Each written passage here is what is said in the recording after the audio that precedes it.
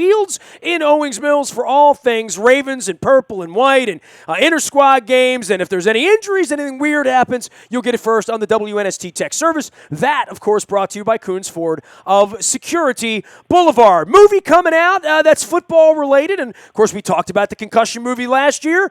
This is a movie that has been much hyped, I think, over the last 18 months. Most folks around the NFL know the story of Steve Gleason, and the movie Gleason now out here to discuss that and the NFL and the Players Association and life as a world champion New Orleans Saint. We welcome Scott Fujita onto the program, a decade-long NFL career and a decorated career, and a guy that made his own headlines now as a producer on the movie Gleason and his friend. Scott, what's going on, man? A happy summer to you, and I know you love football, so it is football season, so happy football season to you, man. I appreciate it, and I'm much happier to be talking to you than I am to be lining up in training camp right now. I'll tell you that. It just makes my back hurt thinking about it. You don't miss it at all. I mean, look, I've been doing this 20 years. I know a lot of former NFL players. Most of them say, I sort of miss the game day, but I don't miss the rest of it, right? Yeah, that's true. I mean, you miss the guys in relationships, but I think the sooner you recognize you can't do it anymore, the easier it is to walk away. I mean, I could probably make it look pretty good in warm-ups right now, but I think the first bit of contact, I would crumble like a cookie. So. I'm done with the game. I couldn't have told you that 5 years ago, though. 5 years ago, you wanted to play until they ripped it off your back, right? Yeah, no doubt. Well, the Steve Gleason story would be a cautionary tale for anyone that has followed any of the, injuries. Look, I'm old enough that I remember Darryl Stingley, right? And I understand that this is a tough game. No one knows that better than you, and you signed up for it. And this is sort of the dark side of all the NFL activity. And as a player association guy, look, man, I've had, I was Kevin Lewinsky on, back in the day before Matt Burke gave his brain 10 years ago, and we know where CTE is, and I've seen the movie and all that. But this is another part of this, and a story of real heroes involved in the National Football League. Yeah, this story is interesting. So with Steve Gleason, and for those of you who aren't familiar with Steve's story, he's known primarily in his football career as being the guy who blocked a punt in the New Orleans Superdome in the first game back after Hurricane Katrina.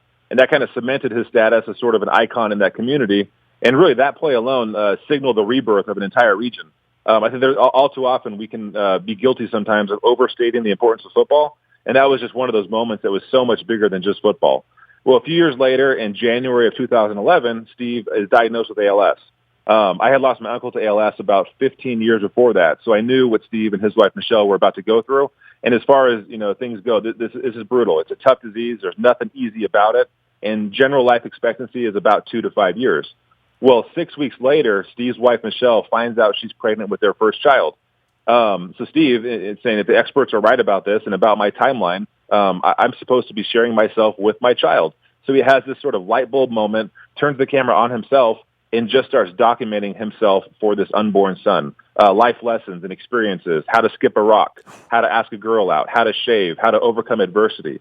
He talks religion. He talks faith. Well, a couple years later, he's got over 1,000 hours of footage. And not just those journal entries or this legacy item for his son, but also footage of Steve jumping out of an airplane to celebrate the 1-year anniversary of the diagnosis, or footage of Steve being carried up to Machu Picchu with all of us, or partying backstage with Pearl Jam after a concert. So just this incredible wealth of knowledge or footage. And at some point, Steve and Michelle decide, hey, we should do something with this, and maybe we can make a movie out of this, and it would have impact and create a lot of awareness. So that's really where it all started, not with the intention of making a film, but that's just where it evolved to. So they reached out to a few close friends and family like myself and said, hey, go for it, go make a movie. So again, I'm the least qualified person probably in the world to be a producer on a film, but it's just been a labor of love. So we kind of led with passion and purpose and started having these fireside chats over pizza and beer in my friend's backyard in Los Angeles. We formed a production company. We hired a director named Clay Tweel, and then he had this gargantuan task of distilling all that footage down to just under 2 hours, which is a feature-length film now, premiered in Sundance this past winter. Amazon Film. To rave reviews, by the way. I heard about it at Sundance. Absolutely. So it opens. It's opening in theaters now across the country. So everybody, please check us out, and you can find showtimes on GleasonMovie.com.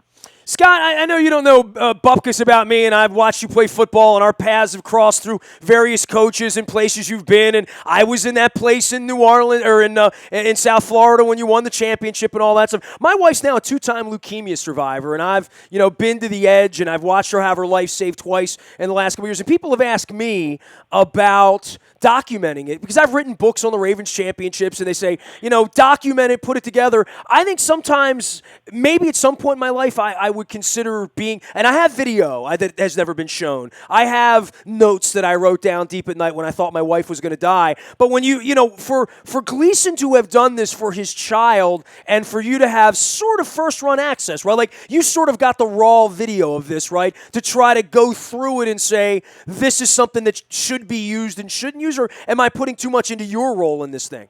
No, that's all part of the conversation. I mean, certainly there's hundreds and hundreds of hours of those journal entries that are very private and will stay between Steve and his son. But then there's other stuff that tells a really, really good story. And this isn't just an ALS film. It's not just a football film. It's not just a film about overcoming adversity. It's really all that and a whole lot more. But you're right. I mean, for Steve and his wife, Michelle, to kind of have the sense to go there and to peel the curtain way back. And it's raw and it's in your face. And there's extreme emotional highs and lows. And I'd be lying if I said there wasn't any anxiety about that. But I think they recognized the impact that it could have. For instance, we screened the film in Washington, D.C. A few months back in a room full of ALS patients, caregivers, and doctors. And for the caregiving and spouse community to stand up after the film was over and thank Michelle for sharing her story because it was essentially their story, to me, that is some powerful stuff now. We had a nurse stand up and say, Michelle, you have rehumanized my patients for me. Tomorrow when I go back to work in the morning, I'm not going to treat my patients like a number on a chart. I'm going to treat them as humans again. Thank you for that. I mean, this is that's good stuff now. Or even the dad that says, hey, Steve, I've lost touch with my son in recent years.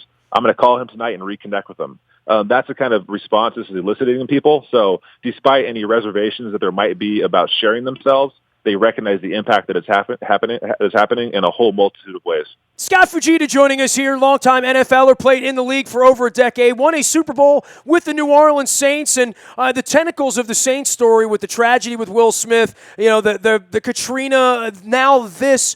Boy, that Saints time and place, and just a little background. I was in New Orleans when the storm came, right? The Ravens played the last preseason game there 48 hours before the storm rolled in, and I was in New Orleans feeling that hot air coming in there and trying to get the hell out of there. But everything around that storm and around the Saints, a decade later, that part of the story, and I know it's still evolving with your work and Drew Brees and what's going to become of the franchise and what all those 53 individuals going 53 different places in their lives and documenting that. But you were a part of something really special there, man. Yeah, it's a community that's been through a lot, and I just feel privileged and fortunate to have been there during that time and to feel like you're part of that rebuilding process, literally and figuratively. I mean, we got there right after Hurricane Katrina, and it was just, again, I say this all the time, but a chance to be a part of something much bigger than football, and that's what it was. I've been fortunate to play in some really good football towns like Dallas and Cleveland and Kansas City, but the relationship down in New Orleans between the team and the community, it's special because they were in the trenches together, and that's why I think everyone is so tight. Where is the intersection between your Players Association, CTE, injuries? Look, we have O.J. Brigance here in Baltimore that, I filled chapters of my championship book in 13 and in 01 because he was a part of both of them, and certainly a real guiding light here in Baltimore for dealing with just something that I don't think any of us could ever fathom, and dealing with it with incredible dignity, courage, pride, and more than that, trying to pay it forward and help the next round, which I think that's part of what this Gleason movie's about, is the next round. But we're a long way from being over with this. I mean, I know you've been involved with all the CTE stuff. This scab is just starting to come off a little bit for the league over the next quarter of a century. It's a tough game, Scott, right? I mean, and I don't know that this part of it, these injuries and these sad endings, are ever not going to be a part of professional football. There's more information out there than has ever been before, so now people can make informed decisions, and that's a good thing. You mentioned OJ. I mean, what a great person he is, and what a great family, and they've been great, friends and mentors to Steve Gleason. I got a chance to meet OJ and his wife a couple years ago at the Super Bowl down in New Orleans in the Superdome. So, I mean, what a great family. So I think people like OJ and Steve, living with this disease publicly the way they have and driving awareness and pushing the envelope, that's a good thing. Because like you said, this is something that had never gotten the attention that it's gotten before. So now there's more awareness, more conversation because of guys like OJ and Steve, because of the Ice Bucket Challenge, because of this film opening in theaters, because of the Stephen Hawking film last year. There's conversation and awareness, and that leads to research dollars coming in, and that's what's going to help move the needle. Tell me about the Steve Gleason you knew as a player, as a healthy guy, and just as a friend watching this thing happen, and everyone around here has that with OJ as well. I mean, I remember OJ walking in as a strapping CFL player with the Baltimore Stallions in 1994-95 in my studio. So when you have that kind of history with someone, but especially when you remember them in a different way, and the fans always have memory. The fans remember what number you were and what your helmet looked like and what play you made and all of that. But then on the inside of it, you've watched this battle and then had to go back and watch it again to edit it, right? Yeah, so with Steve, I mean, he's an all-in guy in everything, not just in football, but in life. He's really sort of a counterculture football player. In the weight room, on the field, all in. An off-season, world traveler, avid reader, musician, got this creative bug. So that's the Steve I remember, is a guy who just poured himself into everything he did. And then living with this disease is no exception. I mean, he made a decision from day one, I am not going to let this disease dictate how I live my life. He said, I can either resist this or accept it. Either way, it's going to happen. So he's just gone for it and wants to push the envelope and generate impact wherever he can. Well, we're all looking to be inspired, right, Scott? How's life after football for you, my man, other than being a big movie producer now? what's the next great. chapter for you, bro?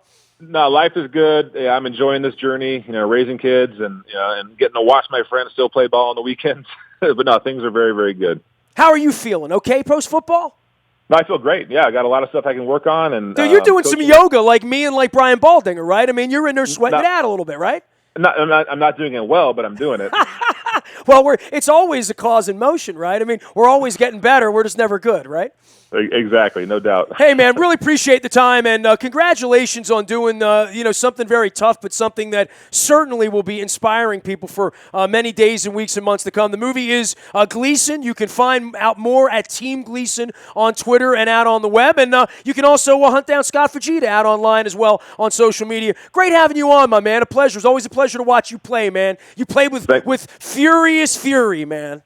Well, thanks so much for the support. I appreciate it. You got it. Scott Fujita joining us here on WNST. You can find me out in the Bayou Toyota Audio Vault 24 hours a day from anywhere in the world on your mobile device by downloading the TuneIn radio app. And, of course, our morning newspaper hits your email inbox at 7 a.m. each and every morning. That's powered up by Planet Fitness and PlanetFitness.com. Still $10 a month to get in the best shape of your life, and there's one right around the corner from you. Nasty at WNST.net finds me. Twitter, LinkedIn, Facebook, Snapchat, Instagram.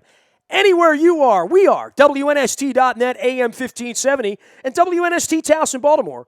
And we never stop talking Baltimore sports.